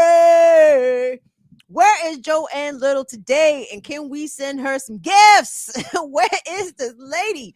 Where is this She-Ra of North Carolina? Raise up. Had y'all ever heard this story? I wanted to look into it more, but of course, my Black ass smoked weed and got lazy and didn't. But we could come back on Friday and talk about Joanne Little, a queen amongst queens. I am so sorry that she had to endure that. At the same time, a little envious. Joanne got to put her rapist 12 feet under. 6 feet under. That sounds like fun, doesn't it, girls? I'm sure when she was having to endure it, that shit was not fun, but the victory was hers. Joanne Little, they tried to keep her name from us, everybody. Did you know the story of Joanne Little? Surely, again, that's part of the reason I wanted to look it up. Is that accurate? She's the first woman ever to be acquitted of killing her. That can't be the first. She might be the first. Because I got to remember, this is America. It wasn't illegal to rape bitches. Okay? You can rape bitches. You can rape bitches in jail, out of jail. Didn't fucking matter. It almost may not even still fucking matter, to be honest. But I heard that story. I fucking sat up, my fucking eyes lit up. I'm like, oh shit, I didn't even know. Did y'all know that it was heroes walking amongst us? Find this lady. Wherever she is, she deserves our love and support. If she has a Cash App, let me know, okay? Because she deserves today. She did that shit in 75. That was 50 years ago. She deserves 2 fucking days. We need to honor and respect her and raise her name up and support her. You guys think I'm bullshitting. I'm dead ass fucking serious. I hope this lady's still alive with a Cash App so we can send her some funds. She deserves it. So anyway, Joanne Little, tonight's palate cleanser. Brother Lateef, we can hear you in the background. What's Big going shouts on? out to Joanne Little. Joanne Little is currently alive at the age of 71 in Washington, North Carolina.